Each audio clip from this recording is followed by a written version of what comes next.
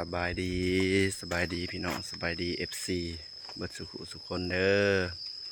มันนี่ออกมาลกกะกับยายอ้วนพี่น้องลกกะเตรียมดำหน้าแล้วพี่น้องโอ้ยายอ้วนลกกะแล้วให้แล้วหน้าบ่าวแพงกันสิได้เดินทางไกลพี่น้องไปทำงานอยู่เกาหลี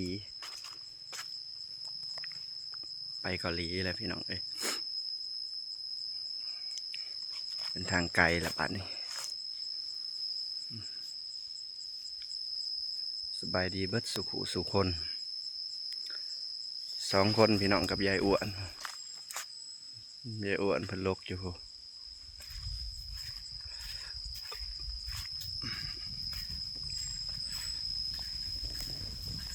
แดดพี่น้องแดดโทกะกันยาว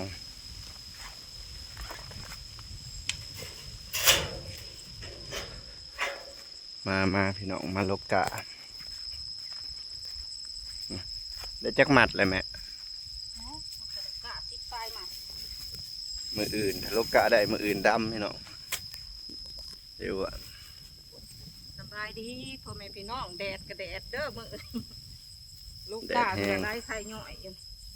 หรือว่าแดดว่าฮ้อนพี่น้องแดดฮ้อนพี่น้องไข่นี่ตะกะพุงบ่มีน้ตะกะพุงบ่มีน้ฮ้อนแห้งอะไรแดด2 หู 2 ตาพี่น้อง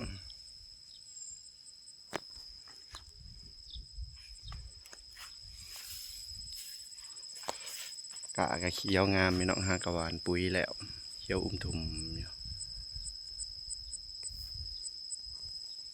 โพดโพเขียวบรรยากาศพี่น้องเขายอดบ่แพงเขียวกุบเลยว่าบัดขึ้นบ่เห็นฮอดดินมาโลกาเด้อพี่น้องเด้อ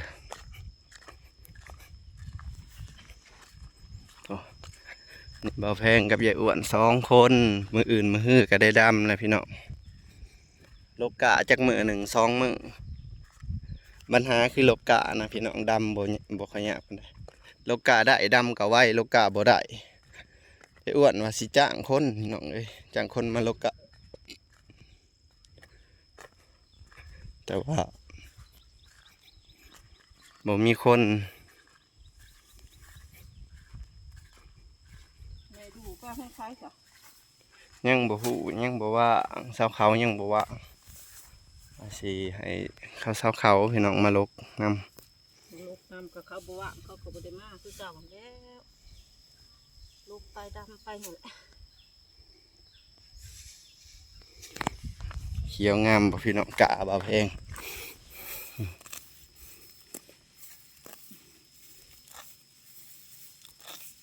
ยังอ่อนอยู่ได้นี่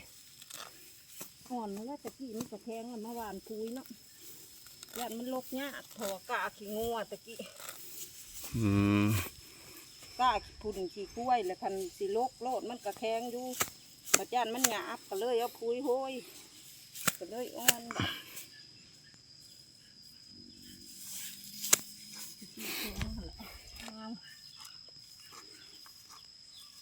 โอยโคอ้าวเดี๋ยวลกตัวขาดก็ขาด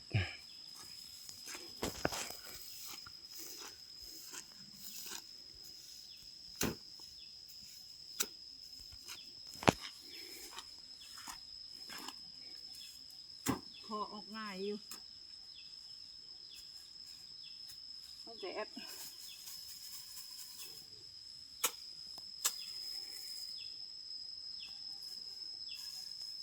มันแห้งก็ง่ายพี่น้องขี้ต้มก็ยากอีกแล้วอันได้สูบน้ำก็สูบเขาตลอด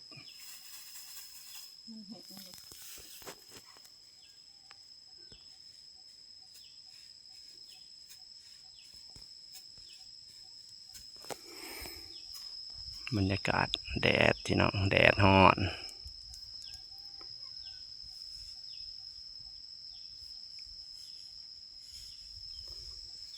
มาพี่น้องลกกะตากแดดน้ำกัน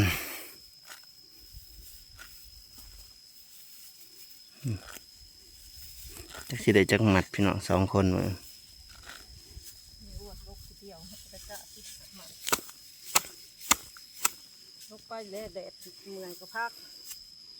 แดดแห้งบกคืบบ่มึกจักดิ ลูกกะน้ำใหญ่อ้วนก็เบาแพงเด้อสองคนตาเปียกพี่น้องมือนี่เบาแซงไปเดินเรื่องเห็ดพาสปอร์ตพอเบาแพงก็ไปหาซักยา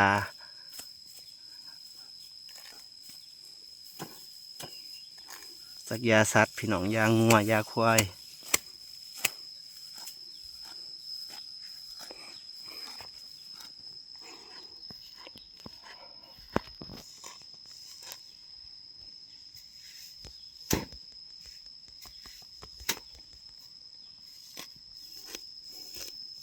โอ้เสียงนี่ว่าลบผวด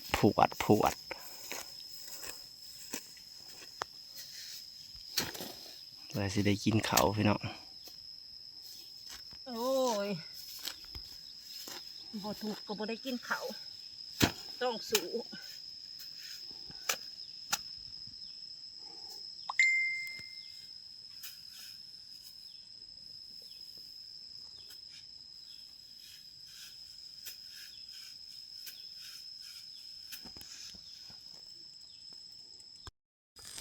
มาพี่น้อง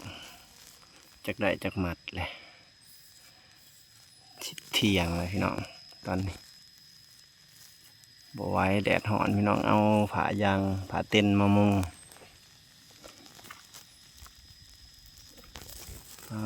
เถากะเขียวงามมันพี่น้องเลยหอมกะเดิ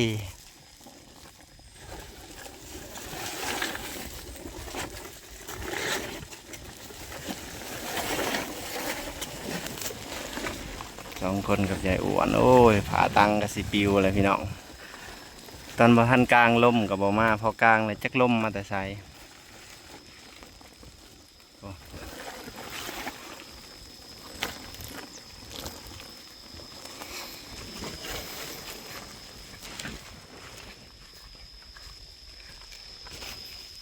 มันนี่สิได้ฮอด100 หมัดอยู่บ่พี่น้อง 50 หมัดก็ยังบ่ดี 50 หมัดก็ยังว่าดียายอ้วน เอาอร่อย50 60สิได้จักให้ 60 หมัดก็ได้หายเดียว โอ้ยสองคนพี่น้องเลย บ่หลายคนเฮ็ดเวียกบ่ไหวเฮ็ดไปซ้ำเฮ็ดได้ ขอเห็ดไป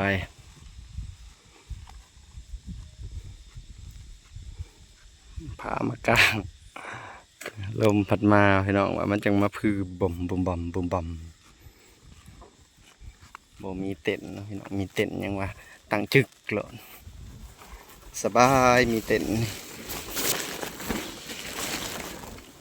บรรยากาศนะพี่น้อง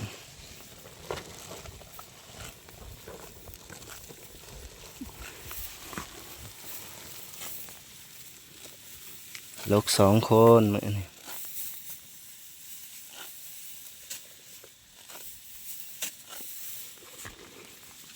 เขียวงามแท้ๆหากระวานปุ๋ยมันปุ๋ยได้3-4 มื้อแล้วนี่พี่น้องใครในหญ้าบ่หลายปีนี่หรือว่าหญ้าบ่ทันขึ้นบ่ นี่จะแถวหลอกขอกนี่บ่ค่อยมีหญ้าดอก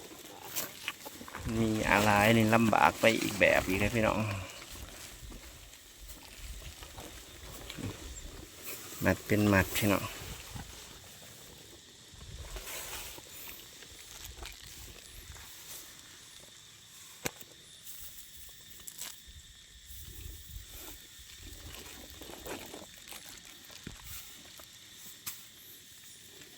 จักจันก็ยังห้องหอดยามหน้าจักจันยังห้องนี่พี่น้องจักจันลงยามบ่ จันนี่โอ๊ต จักจันอะไรแง่ๆนะเสียงจักจันเลยพี่น้องโอ้ จักรจันทร์กับลงยาม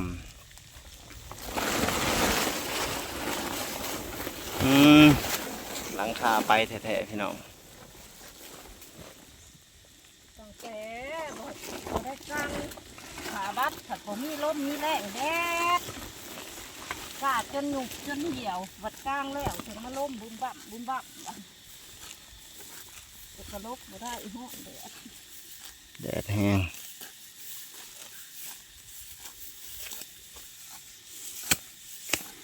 โอเคพี่น้องหอนบ่เพิ่งก็สิขอจบคลิปก่อนเด้อพี่น้องเด้อมาโลกานำกันเด้อพี่น้องสบายดีเบิดสุขุสุคนพี่น้อง พี่น้อง พอกันคลิปหน้าพี่น้อง2 คนกับยายอ้วน